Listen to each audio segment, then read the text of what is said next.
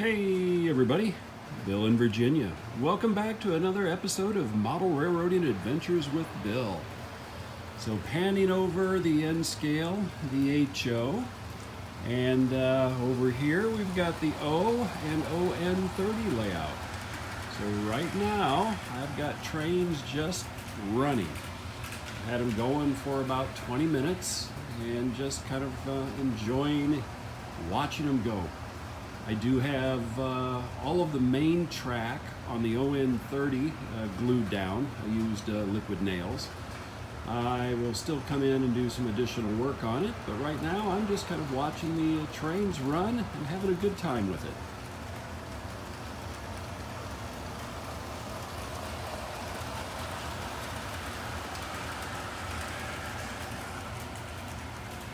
So my On30 just hit high point. And now it's coming around, going past what's going to be the logging camp, heading on down the mountain. That'll be a bridge right where it's at now. Going down, down, down. It's going to be a heavily forested area and into a little milling location. So a lot of activity going on. But, let's see what mischief I can get into in this episode. I've been doing more work on the On30, and I have most everything glued down. Still have a little bit more to do here. But what I've been doing today is I have cut the rails for the On30 where the tables separate. So I've got a cut there. I've got those cut. I can come on over here and I have this cut and then I have that cut over there. So I've been running this engine, just letting it go. I'm letting everything sort of sit and cure. So the liquid nails, this area over here is still a little on the, I wouldn't call it soggy, but tacky side. Everything else is pretty well set. I can see that engine just went through there with no problem. So what I'm going to be doing is running that engine on some of these sidings and some of these other tracks over here and make sure it goes over well. And then tomorrow, after everything has a good chance to cure, I'm going to take the tables apart and put them back together and see if I get lucky and everything still aligns. So I've got that. I'm changed my mind on switch machines. I tried mounting one and I just made a mess of it. I'm not that handy with those, so I'm going to get some more of the Caboose Industries ground throws that have the ability to change polarity on the frog. Since my frogs are wired and kind of see it under there, I can get that done. So a lot of things I'm going to get going on this week. And then once I get the stuff done that I'm looking to get done, I'm going to start on bridges. I've got some materials kind of sitting up here, and I will start making the two major bridges that I'm going to have on the On30. So more to come. So Sunday night is coming to a close. I still have a little weight on this area. This was the last place I put the liquid nails down and just let that cure overnight. One thing that I did do today is I lowered high point, the highest point on the layout, and I came in just, I made a mistake. And that was putting the crest of a hill where the seam is on the tables. So never follow my example because it was a pain. But what I ended up doing is I had cut the track, and then at that point it didn't form a peak. It was okay, but as the engines were going over it, you could just see it just didn't look right. So what I did is on this one I left because I lowered it like a ½ inch or so, or quarter of an inch, I guess, the other day. This I lowered by probably about a ½ inch. So I lowered both of these by that same amount. You can see this was originally horizontal and now it tilts this way, and that distance between the two is probably about a 1/2 inch separation. So I unscrewed these, lowered them, I added a cross brace here. This I'd added again just to give some rigidity to this. This also got lowered and then glued and screwed in because I had a little bit of wiggle room like this going on with this one. So this is all glued in place. This is not. This one I wanted to make sure it didn't move. And as of now, it's doing good. All of the adhesive that I put on for the liquid nails is doing fine. Trains run over really good. It is separated. I have cut through. So when I give it the big test here in the next day or so of separating the layout into its components, running them around a little bit and then putting them back together will tell the tale as to whether I did it right. But even from a distance, it looks better. It's not such a peak like it was. The grade is still steep, it comes up, but it's much more even as it goes over to that point. And then I've got a longer run where it's mostly level, which is what I needed for the track. When I cut it, I needed to have it level. And then it goes into the decline, going to the other end of the layout. So this is working a lot better. And this little engine actually goes up it. I haven't tried it with 3 cars yet, but there's a chance it might actually take 3 cars up that grade now, given that I've lowered it a little bit, especially in the steep parts. We'll see here in a little while. Lowering that grade that little bit has made a difference. So my little DC engine still working hard, but it now is taking a consist of 3 cars up. And that's a good sized train on a narrow gauge line. So I'm a happy camper with that. Right now everything is running really good. Still have to work on the switches, and I'm hoping before this particular episode is done, I've got my frogs juiced, my little switch stands put in place. And because it still does that on the frogs. So hand of God comes down, quick touch, get it past that, and away we go. And the cars are going over the cuts in the track really well. This is still needing to dry. I have put a couple of little shims just to kind of balance it up, those little pieces of paper, but it's really not in too bad a shape. So I'm happy. Things are moving along on this. Well, I think it's time for another time-lapse video segment. So what I'm going to do is I am going to disassemble the layout, take the 3 modules apart, move them around a little bit, put them back together again, and then do my hookups and see what happens. This one will take longer than the first one with just the O scale. I got a lot more tracks that I need to be careful of for alignment, just to make sure that everything's good. I've got more electrical connections. So sit back and enjoy a bit of hyper-fast video.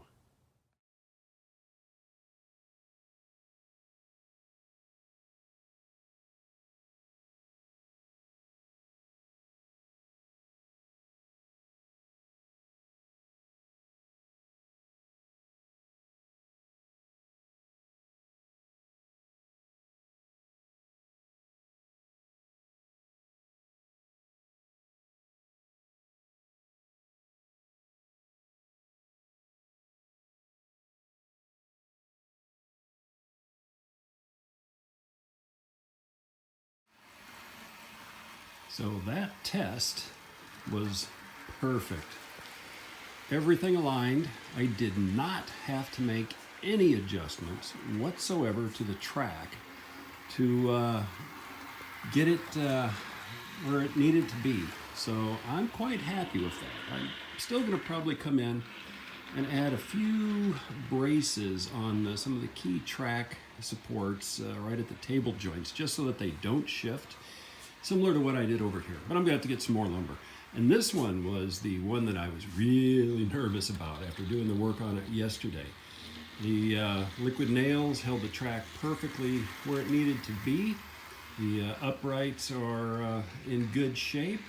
So I just have to be careful when I'm putting scenery on, so I'm not adding too much weight. And I'll I will do some bracing on that upright that the flat face is towards the camera right now, but I'll do that after I put in my scenic divide. So a lot more to come. I'm a happy camper, and it's only Monday night. So it is Tuesday night, and I haven't done a whole lot. I've kind of cleaned up my electrical. So I've got my On30 connected up into the box on this side as well as this side. And then I just dropped a couple of feeders right here temporarily so that I can put my power pack here as I'm working on the On30. But otherwise I got the electrical cleaned up. I did order a MRC Prodigy off eBay tonight.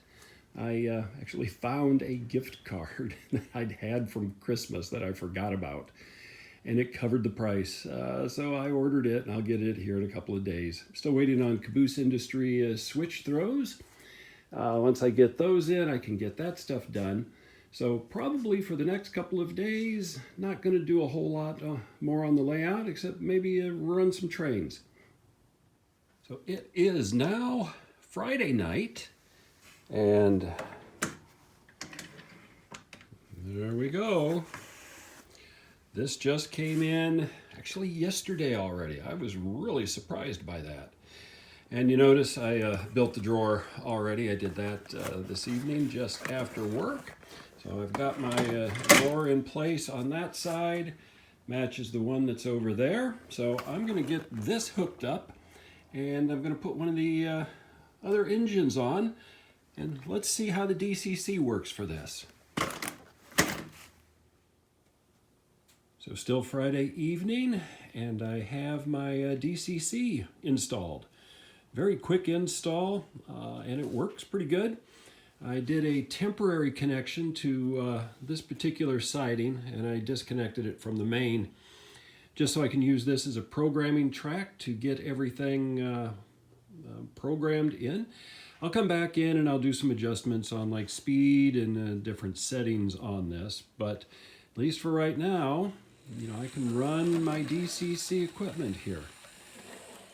So we've got that, and it works pretty good. I just got to adjust the speed on that because it's going a little bit too fast and then it stops quick.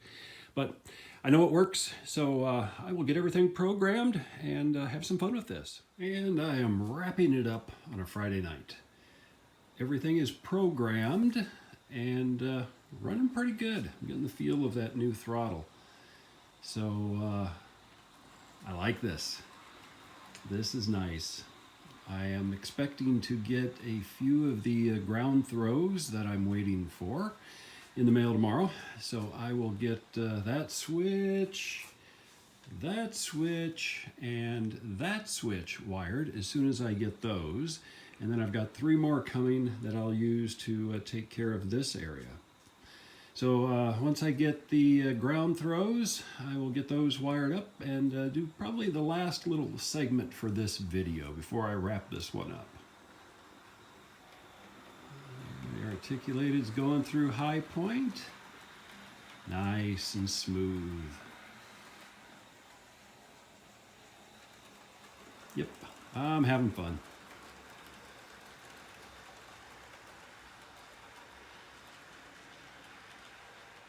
So Saturday afternoon is here.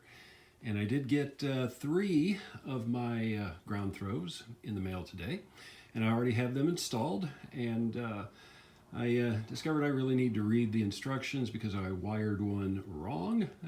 I got a short. I figured that one out pretty quick. The other 2, I got lucky. I wired them the right way. Anyway, you'll notice one little thing here. See that little white blob? That's super glue with baking soda added as an accelerant. When I first tried to put the switch machine in under the table here, this hole was really small. I had to drill it a little bit bigger to accommodate the throw rod that came with the switch machine. And lo and behold, this stuff is so thin and the hole was too wide and it snapped right in half. So I used some super glue and glued it up, threw a little bit of baking soda on it, and that actually worked pretty good. Once I get it painted, you won't be able to tell the difference. But these are the electrified Caboose Industries ground throws. So my frog is juiced on this one, on the one that's under the tender, and then the one that's up right there. I've got 3 more coming, and when I get those, I'll take care of the switches that are in the yard here and this one, well, or area. Don't know what it's called yet. So let's run a train real quick, and then we'll wrap this one up. So I've got my 10-wheeler heading out, Greenbrier and Big Run. Just running a couple of tankers as well as some empty log buggies.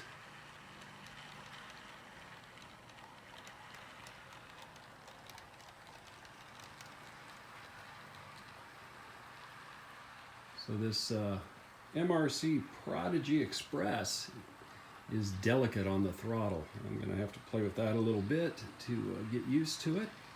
This big, heavy 10-wheeler has no problem pulling up these cars right now on this grade. We'll see what happens when we get up here. It's a little bit steeper. Also, I found earlier today, as I was running that 10-wheeler, I've got to do a little bit of tweak right here. Now, I don't have the track glued down anyway, but this has to go up ever so slightly. So I'll adjust this just a hair. You can kind of see when it gets up here, it sort of bottoms out a little bit, like right there, and it catches that front coupler trip pin. Now I can trim that back. And so far, this is the only engine that has that problem. So might trip that or clip that pin just a hair more, and then I don't have to do anything else up there. But runs nice and smooth on DCC.